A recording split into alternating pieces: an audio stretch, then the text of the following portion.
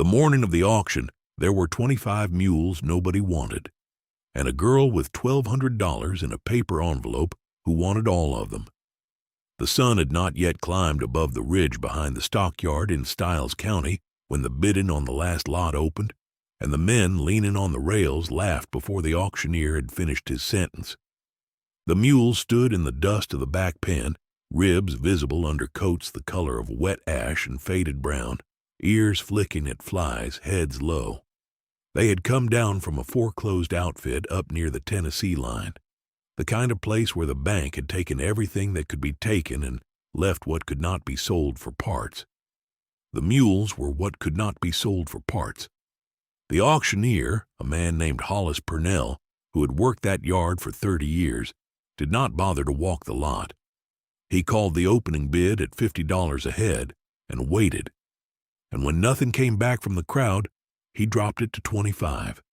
And when nothing came back from that, he asked, in the dry voice of a man who already knew the answer, whether anyone would take the lot off the county's hands for what the hauling was worth. That was when Eleanor June Whitford raised her hand. She was 19 years old that April. She wore her grandfather's denim jacket over a faded green shirt, and her hair was pulled back so tight it looked painted on, and she did not speak. She only raised her hand and held it. Hollis squinted down at her like he was trying to remember whose granddaughter she was. Somebody behind her laughed out loud, a single bark of a laugh, and somebody else said, loud enough to carry, that the Whitford girl had finally come back to spend her inheritance on the worst livestock that had ever crossed that ring.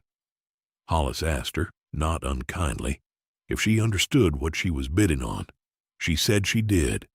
He asked if she had somebody coming to haul them. She said she did. He asked one more time if anyone in the crowd wanted to bid against her, and when nobody did, he brought the gavel down on $1,200 for the lot, which came out to $48 a mule, and one of the men by the rail said, just under his breath but not quite under it, that she had paid $48 too much, 25 times over. If this story is already pulling you in, do me a small kindness and tap the like button, drop your city or town in the comments so I know where you're listening from tonight, and stay with me. Because what happened in that county over the next 3 years is the kind of thing people still argue about at the feed store, and I want to tell it to you the way it actually unfolded. Now let us begin. Eleanor had not come home to Stiles County because she had a plan. She had come home because her grandfather, Asa Whitford, had died in February, and the small farm at the end of Caney Branch Road, the 140 acres of bottom land and hillside that had been in the family since before the Second War, had passed to her with no other living claimant. Her mother had gone to Knoxville years before and stayed there, and her father had gone further than that and not come back at all, and so Eleanor, who had been studying agricultural science at a state college 200 miles away with no particular love for it, had folded up her dorm room in March and driven home in a truck whose transmission whined on every grade. She had told herself it was temporary. She told the dean it was a leave of absence. She told her roommate she would be back by fall. She told her grandmother, Ada Whitford, who still lived in the small white house on the property, and who had buried 2 husbands and 1 son without making a production of any of it, that she only meant to settle the place and decide what to sell. Ada had looked at her over the rim of a coffee cup and said nothing, which Eleanor had already learned to read as the older woman's particular way of disagreeing without using up words on it. The farm itself had been quiet for almost a decade. Asa had run cattle into his late 70s and then sold them off one season at a time, not because he was sick, not because he was tired, but because, as he had told Eleanor the last summer she visited, the price of diesel had gotten to where a man could not justify the noise. The tractor sat under a tarp in the equipment shed. The fields lay in long grass. The barn, built by Asa's own father in 1931 out of chestnut beams that no living sawyer could replace, leaned a little to the west, but had not given up. It was Ada who, on the 3rd evening after Eleanor came home, set down a stack of leather-bound ledgers on the kitchen table, and told her, in 6 words, that her grandfather had kept good notes. Eleanor opened the top ledger that night by the light of a lamp with a cracked shade and read the careful penciled columns of a man who had recorded weather, planting dates, prices, and the names and temperaments of every working animal he had ever owned, going back to 1946, and at the bottom of one page, in handwriting that had grown shaky in his last years, she read a single line that said, "The mules were always better here than the engines." She read that line 3 times. She closed the ledger. She did not say anything about it to her grandmother. But the next morning she drove into town and asked at the feed store when the next livestock auction was, and the man behind the counter, a heavy man named Doyle Crick, who had known her since she was tall enough to reach the candy shelf, told her there was one Saturday and asked, with the faintest smile, whether she was getting into the cattle business at her age. She said she was looking at mules. Doyle laughed, not meanly, and said there had not been a working mule team in Stiles County since about 1978, and that the only mules that came through the yard these days were the ones nobody else would take. She thanked him for the information. She bought a sack of sweet feed she did not yet need and walked back out to the truck, and on the way home she stopped at the overlook above the river bend and sat for a long while with the engine off, looking down at the brown spring water and the green fields beyond it and thinking about the line in the ledger and what her grandfather had meant by better. She brought the 25 mules home in 4 trips over 2 days, in a borrowed gooseneck trailer pulled by a neighbor's diesel that wheezed up the last grade to Caney Branch Road like it was composing its own obituary. The neighbor, a man named Burl Hatcher, who farmed 60 acres of corn on the flat across the creek, did not charge her for the use of the trailer because he said he wanted to see what she planned to do with them more than he wanted the $40. He helped her unload the last batch into the lower pasture in the long blue light of an April evening, and when the mules walked out onto the grass and stood there, blinking, not quite believing the space, Burl took off his cap and scratched his head and said, in the tone of a man delivering a diagnosis, that he had been farming in this county for 41 years, and he had never seen a sorrier-looking lot of animals come off a trailer alive.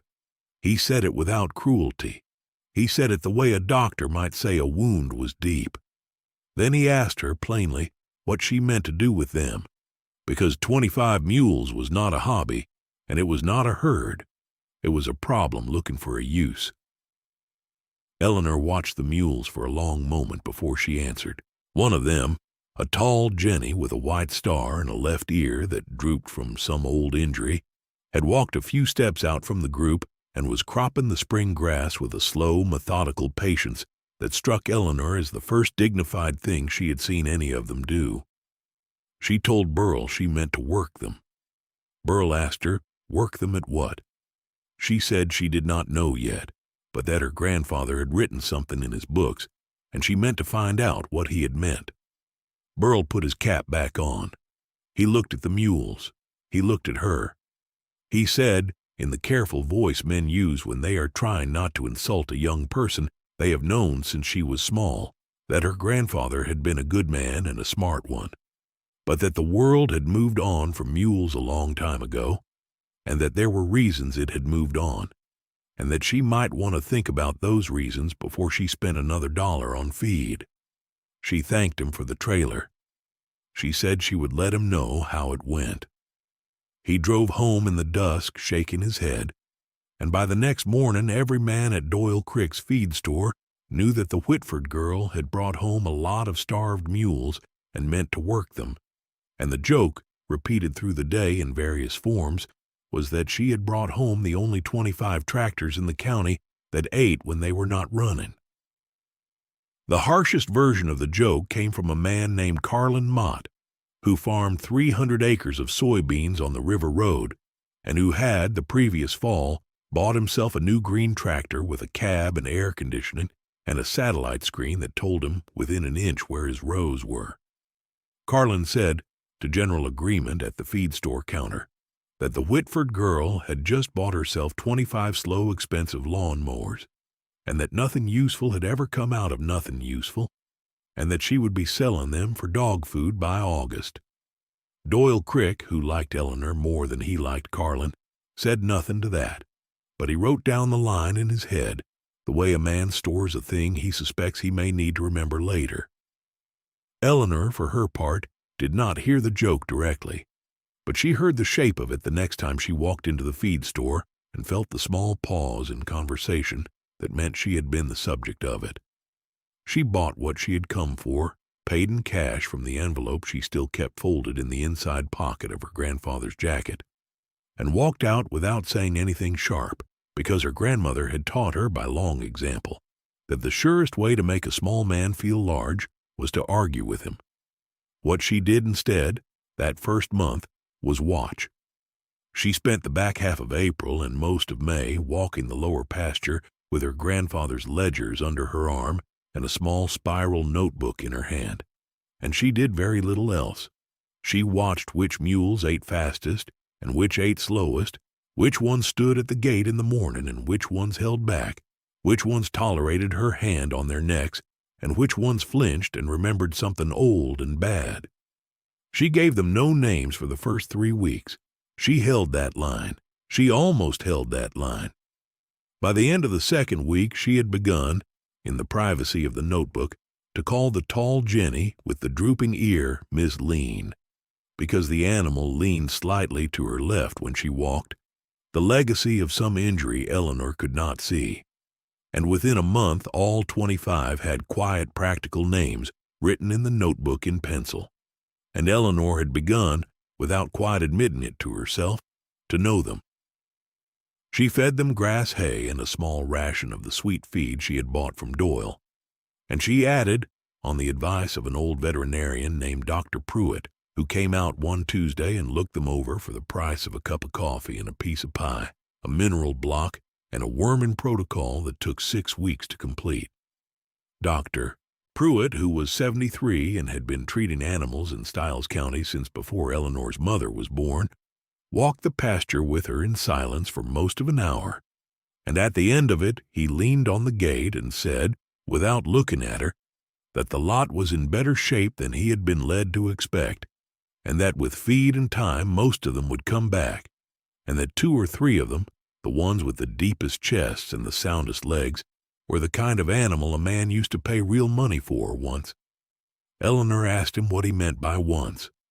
Dr. Pruitt smiled, the slow smile of a man remembering something he had not thought of in years, and said that before everybody decided diesel was the answer to every question, mules had pulled the timber out of these hills, and the hay out of these bottoms, and the plows through these fields, and that some of the old men, his own father among them, had said until the day they died that a good mule on bad ground would outwork a tractor any year you wanted to test it, because a mule did not compact the soil, and did not break down, and did not need $100 of fuel in a week.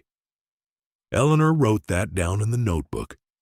Dr. Pruitt watched her write it.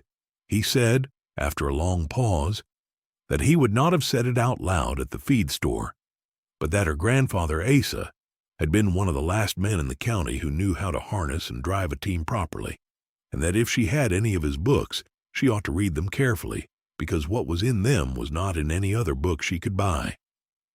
Eleanor told him she had the books. Dr. Pruitt nodded once and got into his truck and drove away, and Eleanor went back to the house and read her grandfather's ledgers from cover to cover for the 3rd time that month, and this time she read them differently, the way a person reads a letter that has been waiting unopened in a drawer for a long while. It was Ada who put the last piece in her hand. Eleanor had been working with the 2 soundest mules, a pair of dark bay geldings she had begun calling Cooper and Ash, teaching them to stand quietly while she lifted their feet and ran her hands along their legs, when her grandmother walked down from the house one morning in early June, carrying a flat wooden box she had taken from the top of the wardrobe in the back bedroom. Ada set the box on the top rail of the fence and opened it without saying anything, and inside, wrapped in oiled cloth that had darkened with age, were 2 sets of leather harness, oiled and supple and clearly made by hand, with brass buckles polished by use rather than by shine. There were also, folded beneath the harness, a set of plow lines and a small pamphlet, hand-stitched at the spine, that Eleanor recognized as her grandfather's writing. Ada said, "Your grandfather kept those for a reason." Eleanor asked what the reason was. Ada said, "He told me once that the time would come back around." He did not say when. Then she walked back up to the house and put on a pot of beans, and did not speak of it again that day. Eleanor sat down on a stump by the fence and opened the pamphlet, and in her grandfather's careful pencil she read on the first page the words, "How to break a team to the plow in 12 weeks if you have patience and nothing to prove." She read the whole thing through twice that afternoon, sitting in the shade of the barn while the mules grazed behind her, and when she was done she walked up to the house and asked her grandmother if she had ever seen Asa drive a team. Ada looked at her over the rim of the coffee cup again, the look that meant yes and meant more than yes, and said, "Every spring of the first 20 years we were married, until the tractor came in and he sold the last pair to a man over in Hancock County who promised to use them right." She said the word promised in a way that made it clear she had her doubts about the man and about the tractor both. Eleanor asked her why he had sold them if he believed what he had written. Ada was quiet a long time. Then she said, "Because the bank told him to." She said it without any extra weight, the way a person reports the weather. Eleanor went back down to the pasture and stood at the fence and looked at the 25 mules in the long June light. And the tall Jenny with the drooping ear walked over to her and stood at the rail and breathed out warm against her hand. And Eleanor understood, in a way she could not have explained to anyone at the feed store and would not have tried to, that she was not going to sell them. She was going to learn what her grandfather had known, and she was going to do it the way he had written it down, 12 weeks at a time, with patience and nothing to prove. She started small, as the pamphlet instructed. She worked Cooper and Ash first, because they were the soundest and the most willing. And she did exactly what her grandfather had written, walking them on lead lines through the lower pasture for an hour each morning, teaching them voice commands in the old words, G for right and haw for left, and the long-drawn whoa that meant stop and meant it. By the end of June, she had them pulling a single log around the pasture, a chestnut log she had dragged out of the woodlot by hand just to give them the feel of a load. By the middle of July, she had hitched them to her grandfather's old walking plow, the one that had been hanging in the back of the barn under a film of dust thick enough to write your name in. And she had cut a single furrow across the upper edge of the garden patch, slow and uneven, and the most beautiful line of broken earth she had ever seen. She did not tell anyone in town about it. She did not put a picture of it anywhere. She walked up to the house and told her grandmother, and her grandmother came down and looked at the furrow for a long moment and said, "That is straighter than your grandfather's first one was," and went back inside to finish the bread. By August, Eleanor had a second team coming along, 2 of the smaller jennies she had begun calling Polly and Wren, and she had begun walking the rest of the herd in groups every evening just to keep them moving and used to her voice. The drought started that month, though nobody called it a drought at first. They called it a dry spell. The last good rain had fallen in the 3rd week of July, and by the 2nd week of August, the creek behind the barn had narrowed to a brown trickle, and the corn in Burl Hatcher's field across the way had begun to curl its leaves at midday in a way that Burl, leaning on his fence, said he did not like the look of. By the 1st week of September, it had not rained in 6 weeks, and Burl was not the only one who did not like the look of things. The county extension agent came on the radio and used the word drought, and the price of hay began to climb at the feed store, and Carlin Mott, who had 300 acres of soybeans on the river road, was seen driving slow along his fence line in the new green tractor with his window down, looking at his crop with the expression of a man counting losses out loud in his head. Eleanor kept doing what she had been doing.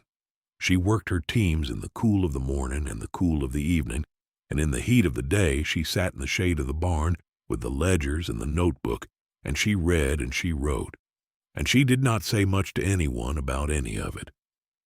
The mules who had come to her thin and shaken in April had filled out across the summer on grass and patience, and by the middle of September their coats had begun to shine in places, and the tall Jenny with the drooping ear had taken to coming to the fence when Eleanor whistled, which Eleanor had not taught her to do and which she allowed without comment. The drought broke nothing the first week of October because there was nothing left to break by then. It only revealed what had been breaking all along. On the second Tuesday of that month, Burl Hatcher's diesel T-Ractor seized in the middle of his cornfield with a sound he later described as a kitchen drawer full of silverware being thrown down a flight of stairs. The cooling system had gone, and the engine had run hot for longer than Burl had realized, and by the time he noticed the temperature gauge climbing, he had already pushed it past the point where pushing it any further was a choice. He walked the half-mile back to his house in the heat with his cap in his hand, and he called the mechanic in town, and the mechanic told him after a long Tuesday afternoon of looking that the block was cracked and the repair would cost more than the tractor was worth and would take 8 to 10 weeks to get the parts in, because every tractor mechanic from Knoxville to Asheville was suddenly buried in work. Burl was not the only one. By the end of that week, 3 other tractors in the county had gone down with heat-related failures of one kind or another. 2 of them in the middle of fields they had been trying to disc under for a late cover crop, and one of them, a bright new green machine with a cab and air conditioning and a satellite screen that told the driver within an inch where his rows were, had simply quit in the middle of Carlin Mott's soybean field at 2 o'clock on a Thursday afternoon and refused to start again. The dealership in Morristown sent a man out to look at it on Friday, and the man, after 2 hours under the hood, told Carlin that the problem was electronic and that the diagnostic computer in the cab had logged an error code he had not personally seen before, and that the part needed to clear it was on back order from a factory in Iowa, and that the best estimate he could give for repair was 6 weeks, possibly 8. Carlin stood in his field in the heat with a man who had driven 90 miles to tell him his $90,000 tractor was a yard ornament until Thanksgiving, and he did not say anything at first because there was nothing useful to say. He had 212 acres of soybeans that needed to come out before the first hard frost, and he had no tractor to pull the combine head, and every neighbor he might have borrowed from was in the same boat or close to it, because the dry summer had been hard on every engine in the county, and the parts pipeline had collapsed under the weight of everybody needing the same thing at the same time. He went home that evening and sat on his porch and drank a beer he did not particularly want, and he thought, for the first time in a long time, about his own grandfather, who had farmed the same river bottom with a pair of red mules named Jim and Joe, and who had told him once, when Carlin was a boy of about 10, that the trouble with engines was that they all broke at once, and the trouble with mules was only ever one mule at a time. Carlin had laughed at the line then, because his grandfather had laughed when he said it, but he was not laughing now, and he sat on the porch until the light went out of the sky and the crickets started up, and somewhere in the back of his mind, without him quite letting it to the front yet, the thought of the Whitford girl and her 25 mules began to take a shape it had not had before. Word reaches a small county faster than weather. By the following Monday, every farmer within a 30-mile radius of Stiles knew which tractors were down and which mechanics were booked through November and which fields were going to lose their crop if something did not move in the next 2 weeks. By Tuesday morning, Doyle Crick at the feed store had heard from 3 different men, in 3 different conversations, the same hesitant question, which was whether anybody had heard what the Whitford girl had been doing with those mules out on Caney Branch Road. Doyle, who had been quietly watching Eleanor come in for feed every 2 weeks all summer, and who had noticed, without making anything of it, that she had stopped buying the cheapest hay and started buying the better grade, told each of them the same thing, which was that he did not know exactly what she had been doing, but that she had been doing it steady, and she had been doing it without complaint, and that anybody who wanted to know more was welcome to drive out there and ask. Two of the three did.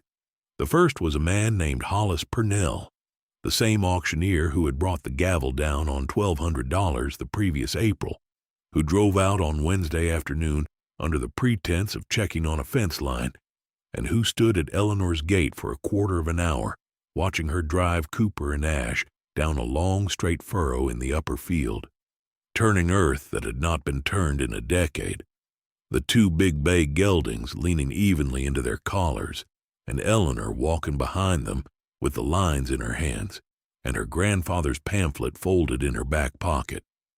Hollis did not call out to her. He watched until she reached the end of the row and turned the team, and then he got back in his truck and drove away without saying anything to anyone for the rest of that day, because he was by nature a man who liked to be sure of a thing before he spoke on it. The second visitor came the next morning.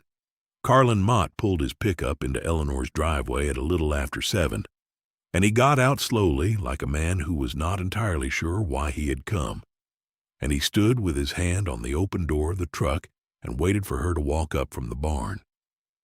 Eleanor took her time. She finished checking the water trough, and she spoke a quiet word to Miss Lean, who had followed her up from the pasture, and she walked up the slope to the driveway in her own time. And when she reached him, she did not say anything. She only looked at him and waited.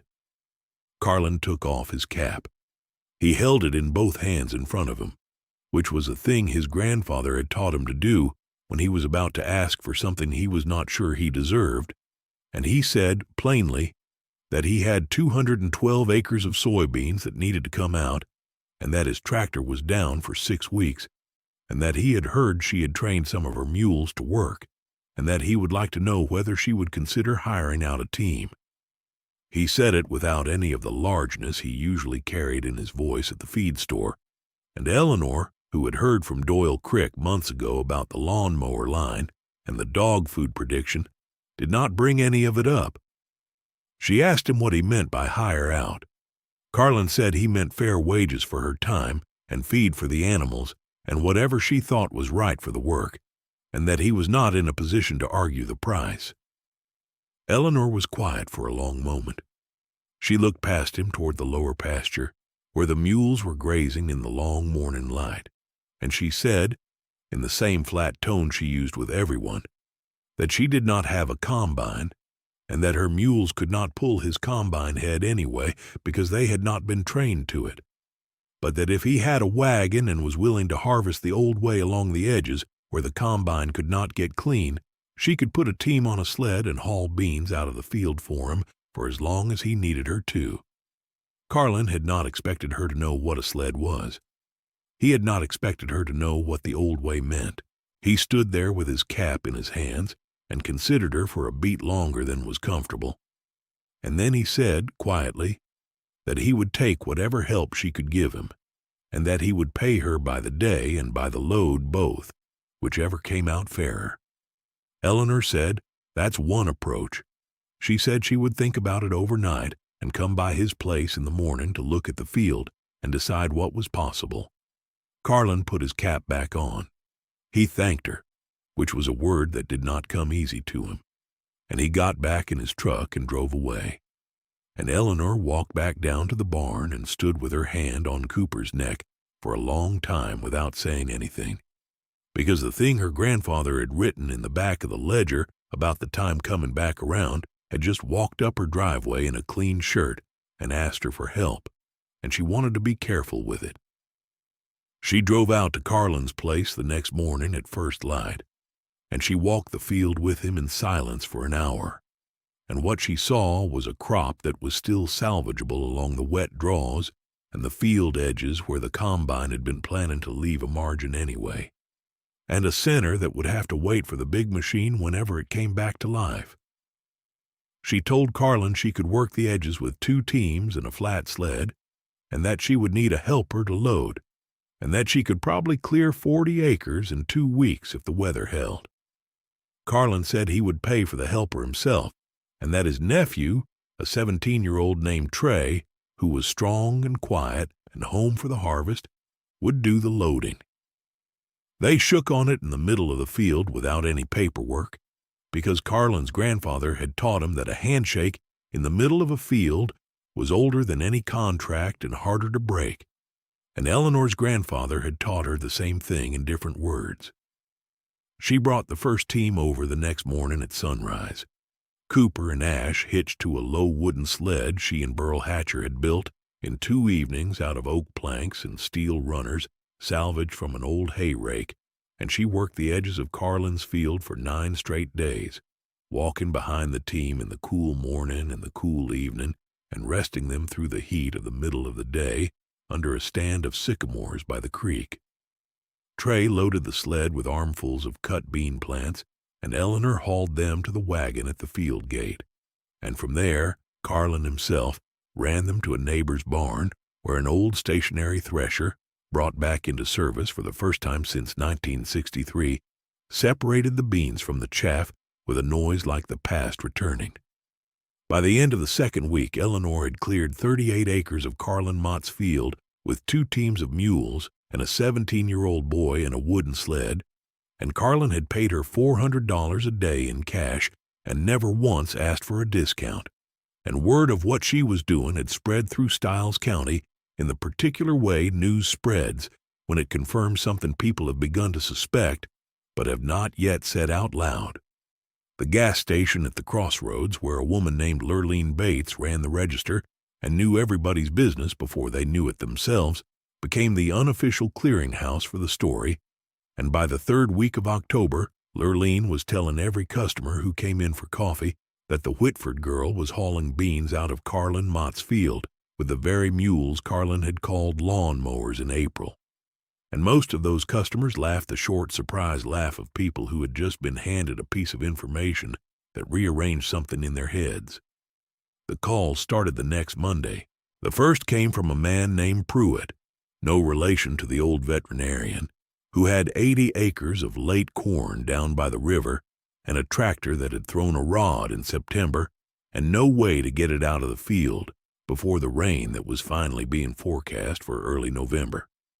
The second came from a woman named Sue Dean Halsey, who ran a small cattle operation up on the ridge and who needed somebody to drag a load of fence posts to a back pasture that her 4-wheeler could no longer reach because the trail had washed out the previous spring. The third and fourth came on the same afternoon from 2 brothers named Easton who farmed tobacco and had a barn that needed timber hauled in from their own woodlot before the weather turned. Eleanor took them all. She wrote each job down in the spiral notebook in pencil with the date and the acreage and the agreed price, and she scheduled them out into November with the same patient hand she had used to schedule the worming protocol back in May. She rotated her teams so no pair of mules worked more than 3 days in a row, and she fed them well, and she rested them well. And by the first week of November she had 6 teams in regular use and was training a 7th, and she had hired Trey full-time for the season at a wage that made his mother, Carlin's sister, call Carlin on the phone and ask him, with a note of wonder in her voice, what exactly was going on out on Caney Branch Road. Carlin told her, in the short factual way of a man who had been wrong about something and had decided to be plain about it, that the Whitford girl had been right and the rest of them had been wrong, and that he intended to say so to anybody who asked. He did not, in fact, make a large production of it. He simply stopped telling the lawnmower joke at the feed store, and the next time Doyle Crick mentioned Eleanor's name in his presence, Carlin said, evenly, that she was the best thing that had happened to Stiles County in 20 years, and he said it loud enough that the 3 other men at the counter heard him and remembered it, which was, in that county, the same thing as a public apology. By the middle of November, the first good rain in 3 months had come and gone, and the fields had softened, and the tractor parts had begun slowly to arrive from Iowa and from Illinois and from a warehouse in Memphis, and the men who had spent October walking their fence lines with their hands in their pockets began the work of putting their machines back together. But by then the story had already shifted.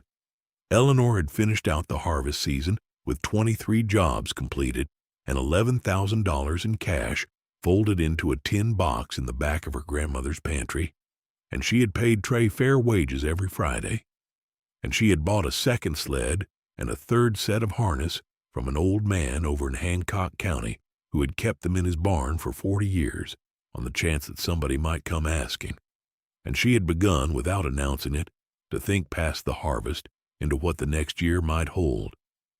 Ada watched all of this from the kitchen window without comment, and at the end of November, on the evening of Eleanor's 20th birthday, she set a small wrapped package on the table next to a plate of cake and said, "Your grandfather would have liked to see this year?" Eleanor opened the package. Inside was a pocket watch on a worn brass chain, the case engraved with the letters A.W. in a script so fine it had nearly worn away, and underneath the watch was a folded sheet of paper in her grandfather's handwriting that read simply, "Tell Eleanor when the time comes back around." Eleanor read the line twice. She set the paper down. She looked at her grandmother, who was already turning back to the stove, and she said, "You knew." Ada said, "I knew." Eleanor said, "Why didn't you tell me in April?" Ada said, "Because you needed to find it yourself." Then she said, "The cake is going to get dry if you sit there looking at me." And Eleanor laughed, the first real laugh she had laughed in the house since her grandfather had died. And she ate her cake, and she put the watch in the inside pocket of her grandfather's denim jacket where the envelope of cash had been the morning of the auction, and the weight of it sat there for a long time afterward in a way she could feel and did not need to explain. That winter she read every page of every ledger her grandfather had kept, and she read the pamphlet again from front to back, and she copied out in her own hand the part she meant to teach to other people one day, because she had begun to understand that what her grandfather had left her was not the mules and not the harness and not the land, but the knowledge of how to use all three together. And that knowledge, like the chestnut beams in the barn, was something no living sawyer could replace, and somebody had to write it down before the last of it walked off into the ground with the last of the old men. Dr. Pruitt died in February. He had been 74, and he had been driving home from a late call on a back road when his heart had simply stopped, and the truck had rolled to a quiet halt against a fence post without doing any further damage. And the man who found him the next morning said he had looked, in the cab, like a person who had pulled over to think about something and decided to rest his eyes. Eleanor went to the service in the small white church at the foot of the ridge, and she stood at the back with her grandmother, and when the line of mourners passed the coffin, she put her hand on the lid for a long beat and said, in a voice nobody else could hear, "Thank you for the Tuesday." She did not cry at the service, because she had learned by then that her grandmother did not cry at services, and that there was a kind of respect in keeping the water behind the eyes until you were alone with it. But she cried in the truck on the way home, the slow, steady crying of a person who has lost not only a friend but a witness, somebody who had seen the thing she was doing and named it correctly when nobody else would. Ada drove the truck. She did not say anything for most of the way. When they turned onto Caney Branch Road, she said, "He told me last fall that you were the real article." Eleanor said, "He never told me that." Ada said, "He wouldn't have." That was the only conversation they had about it, and it was enough. That spring, Eleanor planted the lower field herself with Cooper and Ash, and she planted it in a rotation her grandfather had laid out in the ledger for 1952, corn and beans and a cover of clover, and she planted it without using a drop of diesel from the first furrow to the last. And Burl Hatcher came over and watched her work one afternoon and said, with his cap in his hand, that he had been wrong in April of last year, and he had been wrong for 40 years before that, and that he would like, if she would have him, to learn how to drive a team himself before he got any older than he already was. Eleanor said, "That's one approach." She said it with the smallest smile her face would allow, and Burl laughed. And the next morning he was at her gate at 6 with a thermos of coffee and a willingness to be taught, and she taught him, slow and steady, the way her grandfather's pamphlet said to teach, 12 weeks at a time with patience and nothing to prove.